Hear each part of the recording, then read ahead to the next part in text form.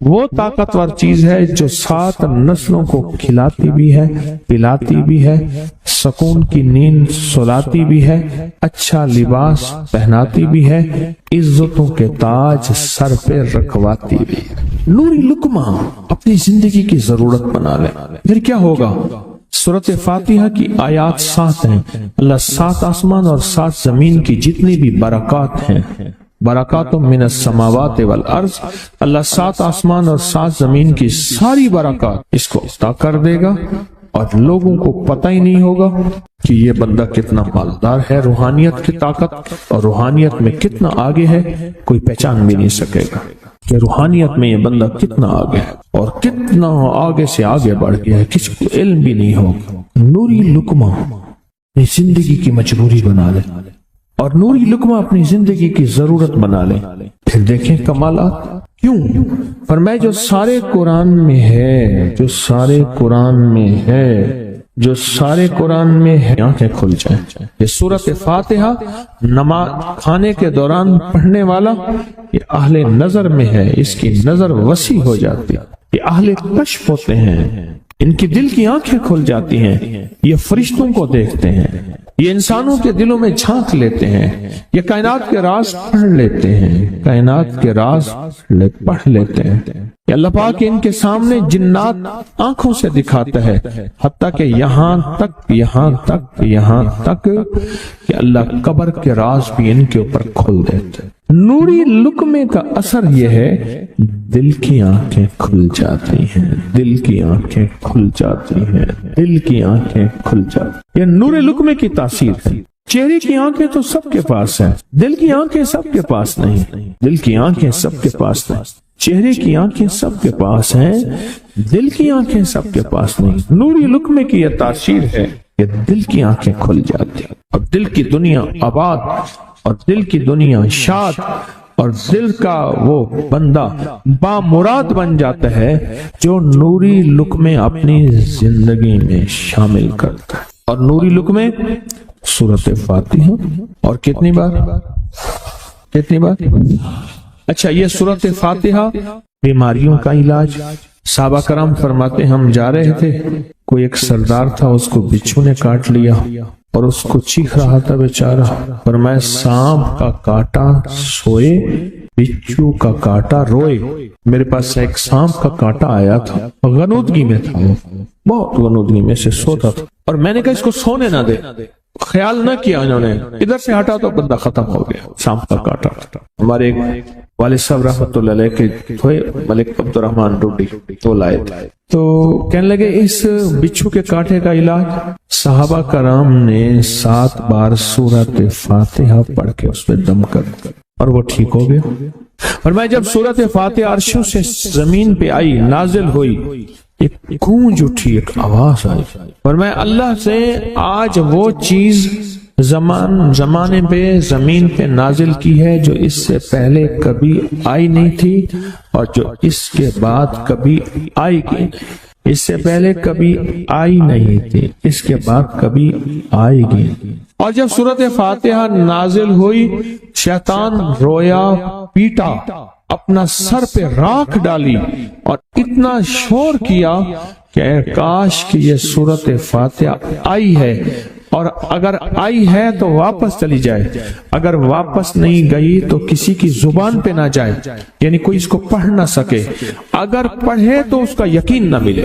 یقین سے پڑھنے والے کی دنیا بھی، آخرت بھی، رزق بھی، عزت بھی، صحت بھی، تونگری بھی، بادشاہت بھی، خوشیاں خوشحالیاں بھی یقین سے پڑھنے والے کو ملتی ہیں۔ اور اس لیے آج بھی شیطان سورۃ فاتحہ سے لرزتا ہے کہ سورۃ فاتحہ پڑھنے سے جنات اور شیاطین ایسے دور ہوتے ہیں، ایسے کہ میلوں دور چلے جاتے ہیں، اور اس بندے سے خوف زدہ ہوتے ہیں جو سورۃ فاتحہ پڑھتا ہے۔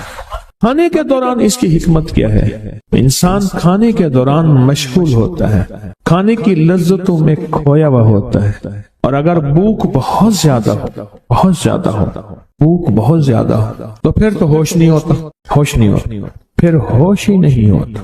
اگر بھوک بہت زیادہ ہو اب اسی دوران جس طرح سنے غور سے، بڑی میں عجیب بات بتا رہا ہوں، حضرت امام جعفر صادق سلام اللہ رضوان اللہ تعالی علیہ مجمعین اللہ کے ولی تھے، ولایت کے تاجدار تھے، سرداروں کے سردار تھے، اولیاء کے سردار تھے۔ میں بازار میں جاتے تھے، جا کے پھر واپس آ جاتے تھے، پھر جاتے کچھ نہیں خریدتے تھے۔ کسی نے پوچھا اب کیوں جاتے ہیں؟ فرمایا 2 وعدے لینے، کیا؟ میں جا کے بازار میں ہر بندے کو سلام کرتا ہوں، وہ سلام کا جواب دیتے ہیں، اور کیا پتا کسی کے سلام کا جواب ایسا ہو جو اللہ کے ہاں مقبول بھی ہو، محبوب بھی ہو۔ اور پھر فرمایا بازار میں جاتا ہوں اور جا کے بازار میں جاتا ہوں اور جا کے بازار کی دعا پڑھتا ہوں۔ فرمایا جو چوتھا کلمہ گھر میں پڑھے گا اس کو 10 نیکیاں ملیں گی، اور جو بازار میں پڑھے گا کتنے نیکیاں ملیں گی؟ 10 لاکھ نیکیاں ملیں گی۔ فرمایا میں 10 لاکھ نیکیاں کمانے کے لیے جاتا ہوں۔ آل رسول کی محبتیں، عبادتوں کا حرص دیکھیں، ہمیں مال کا حرص، انہیں اعمال کا حرص۔ وہی دعا، وہی چوتھا کلمہ گھر میں پڑھیں، 10 نیکی ہیں، بازار میں پڑھیں کیونکہ وہ ہر بندہ مشغول ہے، دنیا میں، مال میں، چیزوں میں، بھاؤ تاؤ میں لگا ہوا ہے، وہی بازار میں پڑھیں تو 10 لاکھ نیکیاں۔ اسی طرح کھانے کے دوران جب لذت ہے، کھانے کے دوران ذائقہ ہے، اور کھانے کے دوران لذت اور ذائقے میں اگر کوئی بندہ سورۃ فاتحہ پڑھ لے تو اللہ کہتا ہے تو ان لذتوں میں مجھے نہ بھولا، ان کھانے کی چیزوں میں مجھے نہ بھولا، ان ساری کیفیتوں میں مجھے نہ بھولا۔ اللہ خوش ہوتا ہے، اور پھر اللہ جل شانہ اسے 7 آسمان اور 7 زمین کی برکتیں حوالے کر دیتا ہے، اور جس کے پاس 7 آسمان 7 زمین کی برکتیں ہوں، یہ ساری عبادتیں کھانے کے دوران کوئی معنی نہیں رکھتی، پھر ایسی سمیٹ کے اللہ کائنات کو اسے دے دیتا ہے۔ نوری لقمے کی تلاش کریں، نوری لقمہ زندگی میں لے آئیں، بڑی خوشحال زندگی گزرے گی، بہت لاجواب زندگی گزرے گی۔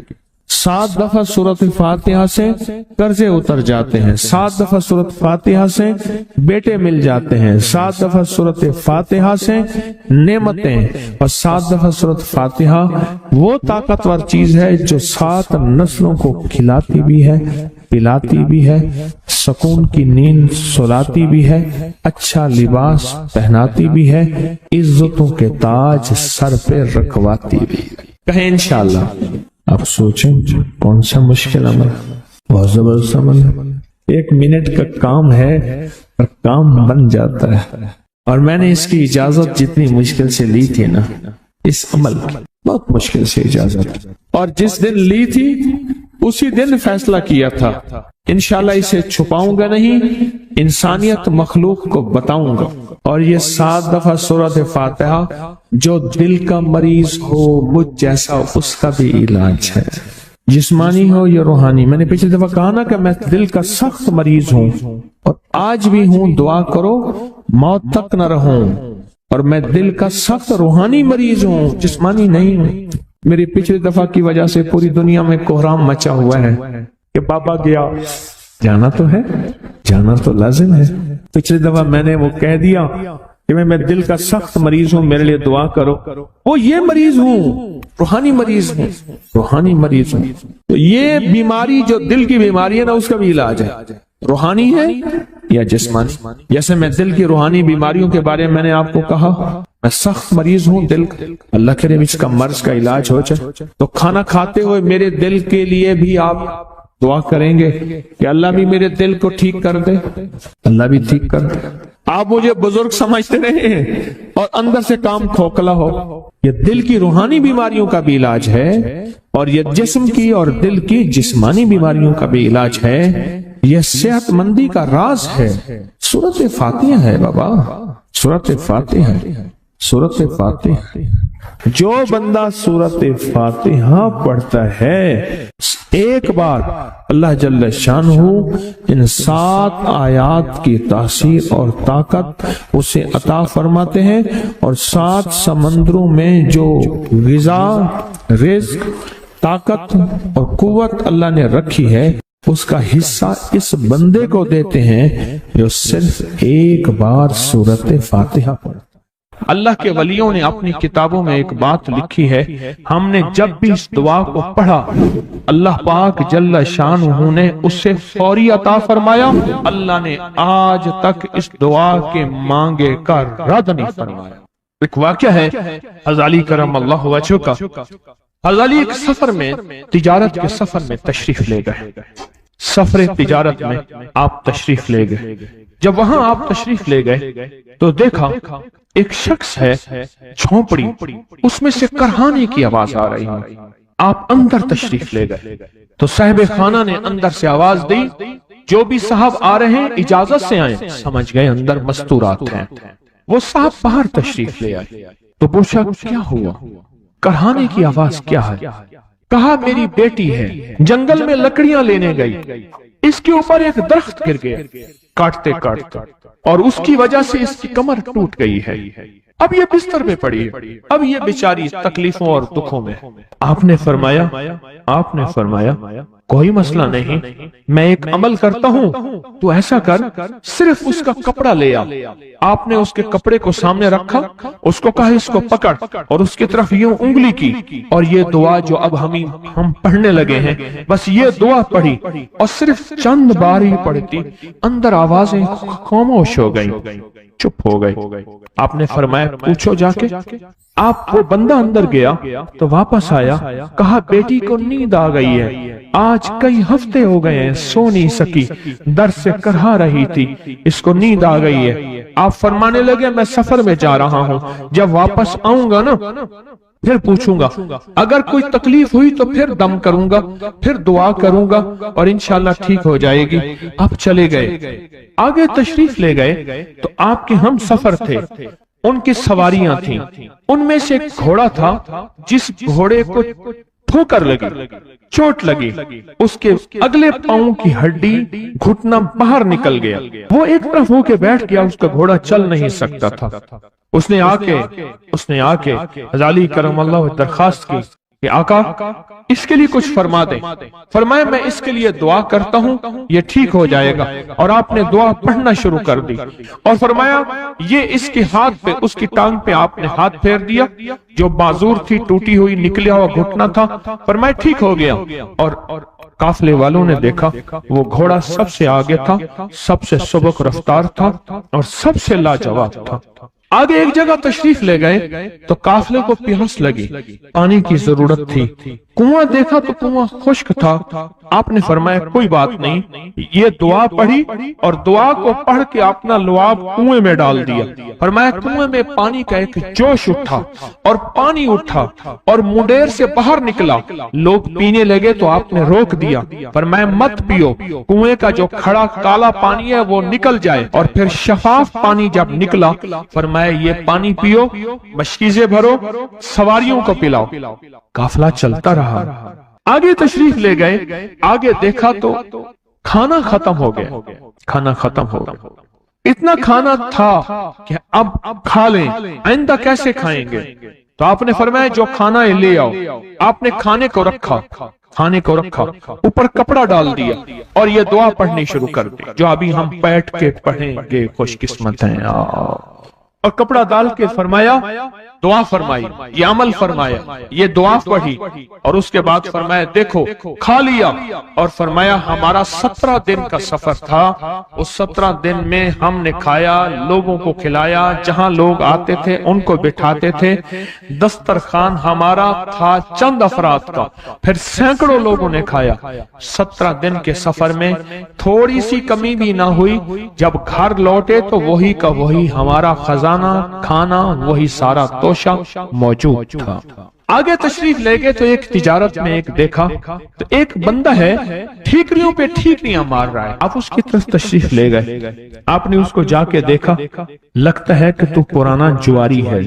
اس نے کہا جوا کھیلتا تھا، سب کچھ ہار بیٹھا ہوں، ہر چیز زندگی ختم ہو گئی ہے، آپ نے فرمایا اچھا ایسا کر توبہ کی نیت کر لے، اللہ سے توبہ کر لے، اور پھر میں تیرے لیے دعا بھی کرتا ہوں، عمل بھی کرتا ہوں، تو ایسا کر پتھر پہ پتھر مار، تیرا ہر پتھر سونے کا بنتا جائے گا۔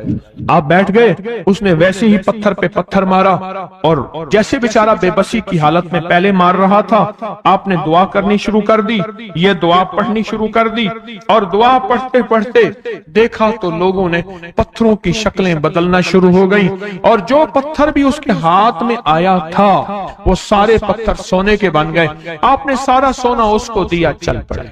سفر میں آگے جاتے جاتے دیکھا کہ ایک شخص ہے، اس کے ساتھ ایک بچہ ہے، ایک بوڑھی عورت ہے، ایک بوڑھا گدھا ہے، اور وہ سارے پیدل چل رہے ہیں، گدھے کو سواری کو ساتھ لیے ہوئے۔ تو آپ نے پوچھا کیا ہوا؟ انہوں نے کہا ایک سانپ ہے جو اس گدھے کے پہ مسلط ہے، وہ سامنے بیٹھا ہے، وہ نیچے نہیں اتر رہا، ہم نے مارنے کی کوشش کی ہے، اس کی پھنکار سے عصا جل جاتا ہے، اور جلا ہوا عصا دکھایا، ڈنڈا جلا ہوا دکھایا کہ ایک پھنکار سے ڈنڈا جل جاتا ہے، وہ مسلط ہے گدھے پہ، ہم پیدل چل رہے ہیں، منزل پہ ہے، سانپ مسلط ہے، اس کا کوئی حل نہیں۔ آپ نے فرمایا اس گدھے کو اس جھاڑی سے، اس درخت سے باندھ دو، اور باندھ کے آپ قبلہ رخ ہوئے اور یہ دعا پڑھنی شروع کر دی، اور فرمایا پھر دوسرے رخ ہوئے اور یہ دعا پڑھنی شروع کر دی، اور تیسرے رخ ہوئے، اور دعا پڑھنے کے بعد آپ نے اس سانپ پہ پھونک مارا، سانپ چونٹی بن کے چھلانگ لگائی اور غائب ہو گیا۔ تو انہوں نے پوچھا آقا یہ کیا تھا؟ فرمایا یہ تمہارے اوپر ایک دشمن جن مسلط تھا جو کہ تمہاری جانوں اور عزتوں کا لٹیرا تھا۔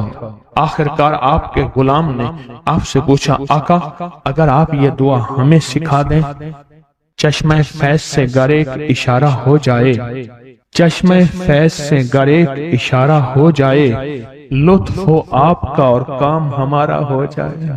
آئیں بسم اللہ کر کے اس دعا کو پہلے سنتے ہیں۔ یا وہاب حبلی من نعمت الدنیا والآخرہ انک انت الوہاب۔ اللہ کے ولیوں نے اپنی کتابوں میں ایک بات لکھی ہے، ہم نے جب بھی اس دعا کو پڑھا اللہ پاک جل شانہ نے اس سے فوری عطا فرمایا، ورنہ اس کی نسبت عطا فرمائی، اور ورنہ چند لمحوں میں عطا فرمایا، ورنہ چند دنوں میں۔ اللہ نے آج تک اس دعا کے مانگے کا رد نہیں فرمایا۔ ریس کی وسعت کے لیے جو میں بتاتا ہوں کہ بندہ ہے 129 دن اور 129 دفعہ سورۃ کوثر پڑھ اور پھر آنکھوں سے رب کی طاقت کے جلوے دیکھ۔ 129 دن اور 129 بار۔ آپ بتائیں جو یہ پڑھتے ہیں 129 بار سورۃ کوثر کتنا وقت لگتا ہے؟ صحیح بتائیں، اگر نہیں پڑھتے نہ بتانا۔ 10 منٹ کی آواز بھی ہے، 7-8 منٹ کی آواز بھی ہے، 15 منٹ کی آواز بھی ہے، ہم 15 منٹ لے لیتے ہیں، 15 منٹ لے لیتے۔ کیا روزانہ کے 15 منٹ ہمارے لیے مشکل ہے؟ 129 بار سورۃ کوثر، اور اگر جگہ اور وقت ایک ہو تو پھر اس کی طاقت اور تاثیر حیرت انگیز طور پہ دگنی ہو جاتی ہے۔ زمان اور مکان وہی وقت وہی جگہ، مجبوراً اگر نہیں ہے تو کوئی حرج نہیں، پر یقین دل کی گہرائیاں، اندر کا درد اور پورے خشوع خضوع، دھیان، طلب تڑپ اور جذبے کے ساتھ پڑھ 129 بار۔ اصل میں یہ 129 کا جو عدد ہے نا، لفظ لطیف کا عدد ہے، یا لطیف ہو نا، لطیف 129 بار اور 129 دن۔ پھر قدرت کے خزانے اور رب کی رحمت کے خزانے، اس کی عطا اور شفقت کے خزانے، اس کی مہربانی کے خزانے۔ ایک اور چیز بتاؤں، دیدار مصطفیٰ کے لیے، کملی والے کے دیدار کے لیے سورۃ کوثر بہت باکمال ہے۔ اب اس کے فائدے سنتے جائیں، 129 دفعہ کے فائدے ذرا سنتے جائیں، کیونکہ میرے آقا کی تسلیوں کے لیے، دلجوئیوں کے لیے یہ سورت اتری تھی۔ قرآن کی سب سے چھوٹی سورت ہے۔ دلجوئیوں کے لیے تانے دے دے کے ظالموں نے میرے آقا کے سینے کو چھلنی کیا، اور اللہ پاک جل شانہ نے فرمایا میرے حبیب کیوں غمزدہ ہے، ہم نے آپ کو کوثر دے دی۔ اور میرے حبیب یہ جو تانے دینے والے ہیں، آپ پہ جادو کرنے والے ہیں، آپ پہ نظر بد کے حملے کرنے والے ہیں، اور آپ کے ساتھ حسد کرنے والے ہیں، یہ ان نشان آقا ابتر، یہ تو ایسے ابتر ہوں گے، ان کی زندگی ابتر ہوگی، ابتر سے ابتر اور ابتر ہوگی کہ بس زمانہ دیکھے گا وہ شماتت الاعداء، اور ان کے دشمن ان پہ ہنسیں گے، ایسے ابتر ہوں گے۔ 129 بار سورۃ کوثر دیدار مصطفیٰ کے لیے، 129 بار سورۃ کوثر جادو کے آخری توڑ کے لیے، 129 بار سورۃ کوثر جادو کو خود پلٹانے کے لیے، پلٹ جاتا ہے۔ 129 بار سورۃ کوثر آفات اور بلیات کو دور کرنے کے لیے، 129 بار سورۃ کوثر انزائٹی، ٹینشن، ڈپریشن اور اسٹریس کے لیے، اور 129 بار سورۃ کوثر پرسکون نیند کے لیے، 129 بار سورۃ کوثر پرسکون زندگی کے لیے، اور 129 بار سورۃ کوثر پھر دنیا حسنہ کے لیے۔ یہ جو وظیفے ہیں کسی درویش کی یا کوئی درویش نے جس کو اجازت ہے اس کی اجازت صحیح ہو، ہر بندہ اجازت دینا نہ شروع کر دے، اجازت کے پیچھے نسبتیں چاہیے، ان نسبتوں کی طاقت چاہیے۔ وہ جو اجازت ملتی ہے اس اجازت کے اندر جو تاثیر ہوتی ہے، اس میں جو کمال ہوتا ہے، اس میں جو اندر کی کیفیتیں ہوتی ہیں، اس اجازت سے نسلوں میں تمنگری، دولت، رزق، عزت، صحت ایسے بارش کی طرح برستی ہے۔ میرے جو مرشد تھے حضرت خواجہ سید محمد عبداللہ حجویری رحمت اللہ علیہ، میرے مرشد جو تھے وہ حضرت داتا صاحب کی سچی آل میں سے تھے۔ مجھے جاتے جاتے انہوں نے اجازت دی 1991 ستمبر میں، اور مدینہ منورہ فرمایا میں جا رہا ہوں، بس اب بقی میں، اور بقی کے اندر جا کے سو گئے۔ اب بھی میں مرشد کے ہاں جاتا ہوں تو جنت البقی کے قبرستان میں ان کی نسبتیں دیکھیں کتنی اونچی ہیں۔ پھر وہ نہیں، 26 بڑی ہستیوں نے مجھے خلافت اجازتیں دیں، 26 سے بلکہ زیادہ اجازتیں اور خلافتیں دیں، اور ان کی توجہات ہیں، ان کی پیچھے دعائیں ہیں، اور پیچھے کامل کے ہاتھ ہیں۔ یہ روحانیت کی نسبتیں ہوتی ہیں، روحانیت کی نسبتیں ہوتی ہیں۔ ان نسبتوں کے ساتھ جیسے آپ تسبیح خانے میں ماشاءاللہ پوری دنیا میں لوگ یہاں آئے ہوئے ہیں، اور بڑے بڑے ہستیاں یہاں آئی ہوئی ہیں جو مٹی ہو کے چٹائیوں پہ پڑے ہیں، خواتین میں بھی مردوں میں بھی، بڑے بڑے عہدوں والے، عزتوں والے، بڑے بڑے مقام والے یہاں اپنے مرشد خانے میں بے حیثیت ہو کے پڑے ہیں۔ جو بے حیثیت ہو کے آتا ہے اللہ اس کو عزت اور مقام اور حیثیت دے۔ کہنے لگا میں نے نا حمزات کو قابو کرنے کے لیے میں نے ایک عمل کیا۔ عمل یہ تھا کہ ایک بڑا سا تھال لے لے، جیسے یہ گارے اور مٹی میں تھال ہوتے ہیں، اس کا چراغ بنا لے، اس میں 10 کلو تیل ڈالیں اور بڑی ساری بتی ہو، ٹھیک، اس کی بتی جلائیں۔ 10 کلو تیل جلنا ہے، یہ سارا کتنا تیل جلنا ہے، اس کی بتی میں، اس کی لو میں دیکھنا ہے، اور پھر بیٹھنا اس انداز سے ہے کہ میرا سایہ ہو، اور پھر میں اپنے سائے کو بھی دیکھوں، لو کو بھی دیکھوں، اور اس کے بعد یہ وظیفہ پڑھنا ہے۔ 40 دن میں یہ 10 کلو تیل جل جاتا ہے، دن رات بیٹھنا ہے اور اس کو پڑھنا۔ 30 دن جب گزرے تھے، 30 دن گزرنے کے بعد اس کو نقشے نظر آنا شروع ہوئے۔ نقشے یہ نظر آنا شروع ہوئے کہ گھر ہے، بچے ہیں، کھیل رہے ہیں، اماں بیٹھی ہے، آپس میں بچے کو لڑ بھی رہے ہیں، کھا بھی رہے ہیں، پی بھی رہے ہیں۔ اس نے ادھر سے توجہ ہٹائی۔ مرشد نے فرمایا تھا کہ دیکھ میری نگرانی میں عمل کر رہا، نقشے نظر آئیں گے، کسی نقشے میں نہ توجہ کرنا نہ خوف کرنا، خوف بھی آئے گا، چیزیں بھی آئیں گے، نہ کرنا، بس نہ کرنا۔ دوسرے دن اوپے سے نظر آیا، پھر بچے ہیں کسی باغ میں کھیل رہے ہیں، ایک بچہ پھر گم ہو جاتا ہے، ماں روتی ہے، اتنا روتی ہے اس کو رونا آ جاتا ہے۔ پھر خیال آیا مرشد نے فرمایا تھا کسی توجہ نہ کر، یہ کیا نقشہ شروع ہو گیا۔ اچھا پھر 2 دن کے بعد نقشہ آیا، بچے کھیلتے کھیلتے کھجور پہ چڑھ گئے، ایک بچہ جو اوپر سے گرا اس کے بازو ٹوٹ گئی، لات ٹوٹ گئی، اب پتہ چلا وہ تو مر گیا۔ اب اس کی میت پہ جو اماں نے بین ڈالے، جو ابے نے روئے اور گھر کی مائیاں روئی، اصل اس کو وظیفے سے ہٹانا تھا، اور اس کی نظر جو وہ وہاں ہے وہاں سے نظر سے ہٹانا تھا۔ پھر اس کو مرشد کا خیال آیا کہ توجہ نہیں ہٹانی، دھیان نہیں ہٹانا۔ پھر خیال آیا جب مرشد کامل ہو فائدہ کبھی نہیں ہوگا جب تک یقین کامل نہ، اصل توجہ ہٹانی ہے، اور بہت زیادہ رونا، اور اتنا رونا کہ سرکار کا خیال آیا، بچے کو لے جا رہے ہیں، اس کی میت پھر قبر کھود رہے ہیں، پھر اس کا یہ کر رہے ہیں، رونا اتنا کہ اس کے آنسو، رونے کی کوئی کیفیت تھی مائیوں کی۔ 2 دن ابھی رہتے تھے 40 دن میں سے، تو پھر وہی گھر نظر آیا، بچے کھیل رہے ہیں، شوہر آیا، اس نے آ کے کہا مجھے روٹی دو۔ اس نے کہا گھر میں تو کچھ بھی نہیں ہے، لکڑیاں ہی نہیں ہیں، آپ نے کچھ دیا ہی نہیں۔ میاں بیوی کی لڑائی ہو گئی۔ اس نے کہا پھر ٹھیک ہے میں میں آج سب کو جلا دے. اس نے کہا لکڑیاں لے آیا, ادھر ادھر سے لکڑیاں لا کے نہ سے اس نے وہ لکڑیاں جلائیں, بچوں کو اٹھا کے جو ڈالا آگ میں, جو چیخیں نکلی بچوں, دوسرے کو پکڑ کے ڈالا, تیسرے کو ڈالا, چوتھے کو ڈالا, آگ میں ڈالتا جا رہا ہے. مائی چیخ رہی ہے, کوہرام ہے, زندہ بچوں چھوٹے معصوموں کو آگ میں ڈال رہا ہے. ڈالتے ڈالتے کہنے لگے تو بچ گئی ہے بھائی, پھر پکڑ کے میں تجھے ڈالتا ہوں. جب اس کے ڈال کے کہنے لگا اب اس عامل کو تو بچ گیا ہے, ایسے اس کو ایسے ایسے پکڑنے لگا, اور پیچھے مرشد کا کھینچ کے تھپڑ اس کو آیا. جب کھینچ کے تھپڑ آیا سارا نقشہ ختم ہو گیا. اوہو, کہنے لگا یہ کیا تھا.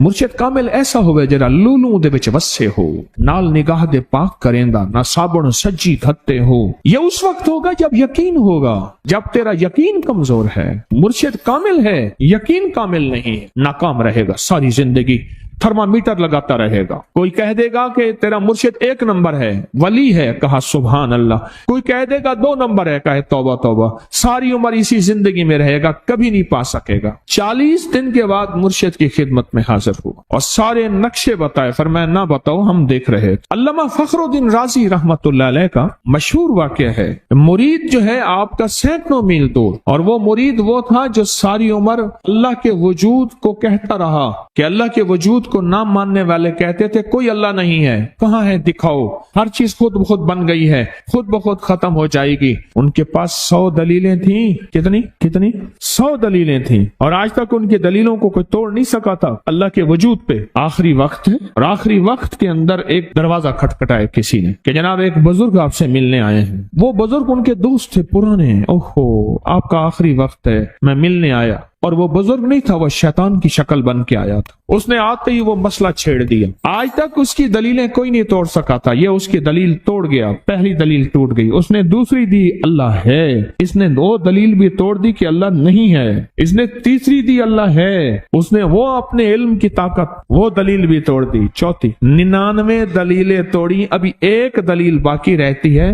اگر وہ بھی دلیل گئی تو یہ بھی کہتا ہے اللہ نہیں, اور آخری وقت میں رب کے وجود کا انکار کر کے خاتمہ خراب کر کے گیا. مرشد وضو فرما رہے تھے, دور کہیں میلوں میلوں دور اللہ نے اپنی طاقت قدرت سے نقشے ہٹائے سامنے سے, اور نقشے ہٹائے کہ تیرا مرید گیا. وہیں سے وضو کا پانی چلو بھر کے نہ زور سے پھینکا, اور کانوں میں آواز آئی کیوں دلیلیں دے رہا ہے, تو نہیں کہتا میں نے اللہ کو بغیر دلیل کے مانا, تو دلیلیں دے رہا ہے. کیوں نہیں کہتا کہ میں رب کو بغیر دلیل کے مان. عمر رضی اللہ تعالیٰ عنہ امیر المومنین مسجد نبی میں خطبہ دے رہے ہیں. حضرت ساریہ صحابی تھے, وہ اس لشکر کے سپہ سالار تھے.